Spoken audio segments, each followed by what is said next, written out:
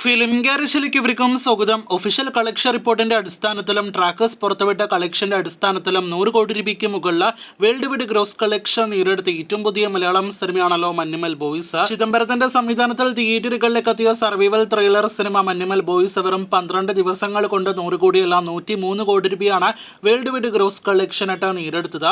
ഇപ്പോഴത്തെ സിനിമയുടെ 13ാം ദിവസത്തെ കളക്ഷൻ റിപ്പോർട്ട് സ്റ്റാറ്റസ് എല്ലാം തന്നെ എടുക്കാനായിട്ട് സമയമായി മാറിയിരിക്കുകയാണ്. അത് പ്രകാരം കേരള ട്രാക്കിംഗ് കളക്ഷൻ നോക്കുമ്പോൾ ഇന്ന് ചൊവ്വാഴ്ച കളക്ഷൻ ഇടിവാണ് സംഭവിച്ചിരിക്കുന്നത്. ഇന്നലെ ഇതേ സമയം 93 ലക്ഷത്തിൽ പരമായിരുന്നു കേരള ട്രാക്കിംഗ് എങ്കിൽ ഇന്ന് അത് 90 ലക്ഷത്തിന് താഴെയാണ്.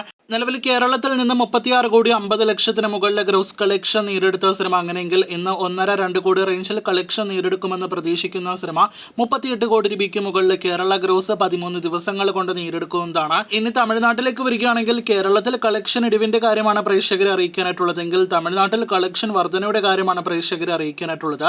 തിങ്കളാഴ്ച ഫൈനൽ പ്രീസെയിൽ കളക്ഷൻ ആയിട്ട് ഞായറാഴ്ച അർദ്ധരാത്രിയോടെ വന്നത് 89 ലക്ഷമാണെങ്കിൽ ഇപ്പോഴത്തെ ഇന്നത്തെ പ്രീസെയിൽ കളക്ഷനായിട്ട് ഇന്നലെ പുറത്തു വന്നിരിക്കുന്നത് 92 ലക്ഷത്തിൽ പരമാണ്. ഇന്നും 3 കോടിയോളം രൂപ തമിഴ്നാട് കളക്ഷൻ പ്രതീക്ഷിക്കുന്ന സിനിമ കേരളത്തിനേക്കാൾ കൂടുതൽ കളക്ഷൻ തമിഴ്നാട്ടിൽ നേടിയെടുക്കുമെന്ന് ഉറപ്പാക്കപ്പെട്ടിരിക്കുകയാണ്.